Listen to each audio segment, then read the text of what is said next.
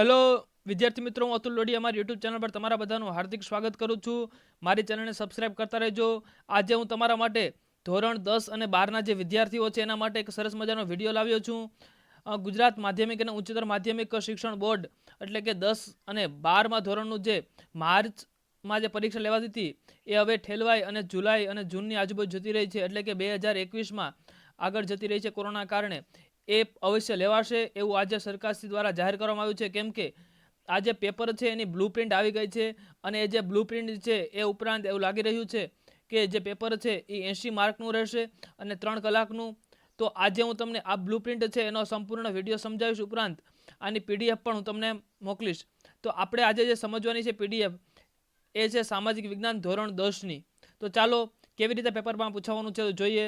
તો કે જ્ઞાન, સમજ, ઉપયોજન આ બધામાં કુલ છે એ 100% પૂછાશે.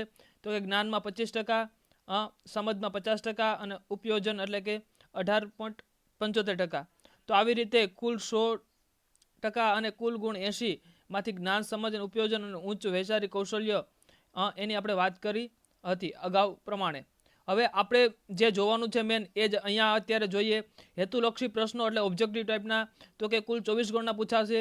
ટૂંકા જવાબી પ્રશ્નો એટલે કે વન લાઇનર જેવા એ 18 ગુણના પૂછાશે, 1 થી લઈ અને 2 લીટીમાં. ટૂંકા જવાબી પ્રશ્નો એ 18 માર્કના અને લાંબા સવિસ્તાર પ્રશ્નો છે 20 માર્કના. આવી રીતે કુલ પ્રશ્ન છે એ કેટલા થશે તો કે 52 થશે. અને અહીંયા આપણે આગળ 52 પ્રશ્ન અને 80 માર્કની વાત કરેલી છે. પ્રકરણ દીઠ ગુણભાર. જો મિત્રો અહીંયા ખાસ ધ્યાન રાખજો, અહીંયા જે પ્રકરણ સરકારશ્રી દ્વારા કેન્સલ કરવામાં આવ્યા છે એ અહીંયા નોંધવામાં આવેલ નથી. જેમ કે જો ત્રીજું પ્રકરણ અહીંયા નોંધવામાં આવેલ નથી, 7મું પ્રકરણ અહીંયા છે નહીં. એટલે આટલા જ પ્રકરણમાંથી તમે વ્યવસ્થિત જોઈ લેજો. આટલા જ પ્રકરણમાંથી સામાજિક વિજ્ઞાન છે એનું પેપર નીકળશે. તો એ ચેપ્ટર વાઇઝ અહીંયા ગુણભાર છે, તમે તમારી રીતે જોઈ લેજો. ઓકે મિત્રો, હવે આપણે આગળ વિડીયોને વધારીએ. હવે મેન જોવાનું એ જ છે કે પેપરની સ્ટાઇલ કેવી રહેશે. પેપર સ્ટાઇલ છે આ પ્રમાણે રહેશે. યોગ્ય જોડકા જોડો 1 થી 5 પ્રશ્નમાં આવશે અને વિભાગ ઈમાં આવશે. ઓકે, અને એના કુલ ગુણ છે એ 24 રહેશે. તો ચાલો વિભાગ એ જે છે એના આપણી ડિસ્કશન કરીએ. ખરા ખોટા છે 6 થી 10માં, ખાલી જગ્યા પૂરો 11 થી 15માં, 1-2 શબ્દમાં જે જવાબ આપવાના છે એ 16 થી 19માં અને યોગ્ય વિકલ્પ પસંદ કરો MCQ એ 20 થી 24માં. તો આ 24 માર્કનું જે છે એ આવી રીતે પેપર વિભાગ એનું નીકળશે. હવે વિભાગ બેની વાત કરીએ કેવી રીતે પૂછાશે. તો કે નીચે આપેલા પ્રશ્નોના જવાબ માગ્યા મુજબ આપો. 12માંથી કોઈ પણ 9, દરેકને 2 માર્ક અને 25 થી 36 સુધી આ પ્રશ્ન પૂછાશે. એમાં આવી રીતે પ્રશ્ન આવી શકે. વિધાન સમજાવો એટલે કે કારણ આપો. નીચે આપેલી વ્યક્તિઓનો પરિચય આપો. નીચે આપેલા ઐતિહાસિક અને ભૌગોલિક સ્થાનની ઓળખ આપો. પારિભાષિક શબ્દો એટલે કે સંકલ્પનાઓ સમજાવો. નીચે આપેલ પરિસ્થિતિજન્ય પ્રશ્નોના જવાબ વિચારીને લખો. ટૂંકમાં ઉત્તર લખો અને મને ઓળખો. આવી રીતે વિભાગ બી છે પૂછાશે. મિત્રો તો આવી રીતે તૈયાર કરી લેવું. સેક્શન સી 37 થી 45 સુધીના પ્રશ્ન પૂછાશે. પ્રશ્ન ક્રમાંક 37 થી 45ના આશરે 60 થી 80 શબ્દમાં એટલે કે 9માંથી કોઈ પણ 6ના જવાબ અહીંયા આપણે લખવાના છે. કુલ ગુણ 1નો 3 છે અને કોલ ટોટલ એટલે કે 18 માર્ક છે સેક્શન સી આવશે. એમાં ટૂંક નોંધ હોઈ શકે. પ્રશ્ન 38 એમાં તફાવત હોઈ શકે. 39માં ઉચ્ચતર વૈચારિક કૌશલ્ય ધરાવતા પ્રશ્નોના જવાબ હોઈ શકે. 40માં નીચે આપેલા સ્ત્રોતો વાંચો અને એ પ્રમાણેના જવાબ આપવાના છે. 41માં ચિત્રોને જોડી અને એનો જવાબ આપવાનો છે. 42 અને 43માં મુદ્દાસર પ્રશ્નોના જવાબ આપવાના છે, સમજાવવાનું છે, વર્ણવવાનું છે. 44 થી 45માં ઉપાયો, અસરો અને પરિણામો અને પરિબળો સમજાવવાના છે.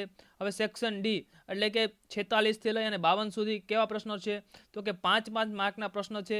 પ્રશ્ન ક્રમાંક 46 થી 51 આશરે 100 થી 120 શબ્દમાં સવિસ્તાર છે સમજાવવાના છે. કોઈ પણ 4 પ્રશ્નો લખવાના છે 6માંથી અને દરેકના 4 ગુણ અને નકશાનો પ્રશ્ન 52 ફરજિયાત છે. પ્રશ્ન 52 તમને આપેલા ભારતના રેખાંકિત નકશો છે એના માંથી સ્થાન અથવા તો નકશાનામાં જે કોઈ સ્થળો છે દર્શાવવાના રહેશે. એના પણ 4 છે. આવી રીતે 5 પ્રશ્નો છે અને 4 ગુણ એટલે ટોટલ 20 ગુણ છે. ઓકે મિત્રો, એક પ્રશ્ન 4 માર્કનો છે. આગળ જોઈએ. હવે અહીંયા જે છે એ પેપર આપેલું છે. જે સામાજિક વિજ્ઞાન છે એનું પેપર અહીંયા આપેલું છે નમૂનાનું, અને આ પેપર છે એ આઈએમપી પણ હોઈ શકે, આમાંથી પણ ઘણું બધું પૂછાઈ શકે. એ ઉપરાંત તમને સમજવામાં ઇઝી રહે કે કેવું પેપર રહેશે, મારા તૈયારી કેવી રીતે કરવાની છે. તો 10માવાળા જે મિત્રો છે અને 12માવાળા જે મિત્રો છે, વિદ્યાર્થી મિત્રો, એ બધા તૈયાર થઈ જાઓ. મહેનત છે એ ખૂબ વધારી દો, કેમ કે હવે એક્ઝામ છે એ ખૂબ નજીકના ટાઈમમાં આવી ગઈ છે. તો આવી રીતે પેપર છે, હું અહીંયા પેપર છે એનું તમને ખાલી આપણે સ્લાઇડ છે એ બતાવતો જાઉં છું, કેમ કે આ પેપર ઓલરેડી હું તમને પીડીએફ મોકલીશ, તો એ પીડીએફ તમે ડાઉનલોડ કરી લેજો. જો સેક્શન એ છે તો એમાં આ પ્રમાણેના પ્રશ્ન આવશે. પછી ખરા ખોટાનો પ્રશ્ન છે સેક્શન એમાં. પછી નીચે આપેલા સંક્ષિપ્ત જવાબો છે.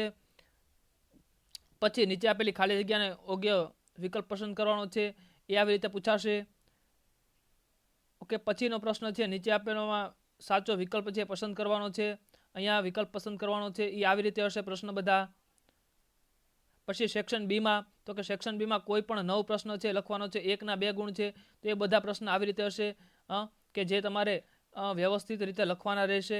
પછીની સ્લાઇડમાં હું તમને બતાવીશ સેક્શન સી. હવે સેક્શન સીમાં કેવા પ્રશ્નો હશે, એ બધા આવી રીતે પ્રશ્ન પૂછાશે. ઉપર મેં તમને સમજાવેલું જ છે એ રીતે આ બધા પ્રશ્નો છે આપેલા છે ચેપ્ટર વાઇઝ. તમને બધા મિત્રોને જે ચેપ્ટર કેન્સલ થઈ ગયા છે એમાંથી કંઈ નહીં પૂછાય, એટલે ખાસ કરીને મિત્રો એ ચેપ્ટર છે એ તમારે રીડ કરવાના નથી, એટલું ખાસ ધ્યાન રાખજો. પછી આપણે આગળનો સ્લાઇડ જોઈએ. અહીંયા સેક્શન ડી. સેક્શન ડીમાં એક પ્રશ્ન છે 4 માર્કનો છે અને કુલ 5 પ્રશ્ન છે. અને એ સિવાય જો ભારતનો નકશો છે, અહીંયા નકશામાં આવી રીતે પ્રશ્ન છે એ પૂછાવાના છે. ઓકે, આ પણ રીડ કરી લેજો. તો અહીંયા હું મારો વિડીયો છે પૂર્ણ કરું છું. ઉપરાંત તમને હજી એકવાર માહિતી આપી દઉં કે આપણે સરકારશ્રી બાબતે જે ચેપ્ટર છે કેન્સલ કરવામાં આવ્યા છે એમાંથી કંઈ પણ પૂછાશે નહીં. તો તમને બતાવી દઉં, અહીંયા જે ચેપ્ટર છે આટલા ચેપ્ટરમાંથી પૂછાશે, બાકીના ચેપ્ટર છે કેન્સલ કરેલા છે એ અહીંયા આપેલા નથી. તો ખાસ ધ્યાન રાખજો મિત્રો, તૈયારીમાં કોઈ પણ કચાશ ન રાખતા, અને તમારા બધાનું સારું પરિણામ આવે એવી મારી શુભેચ્છાઓ. તો ઓલ ધ બેસ્ટ, તૈયારીમાં લાગી જાઓ. આપણી પાસે એવું સમય છે કે આપણે આ કોરોના મહામારીમાં પણ સારું એવું રિઝલ્ટ આપી અને પાસ થઈએ. ઓકે મિત્રો, બાય બાય. મારી યુટ્યુબ ચેનલને સબસ્ક્રાઈબ કરવાનું ભૂલશો નહીં.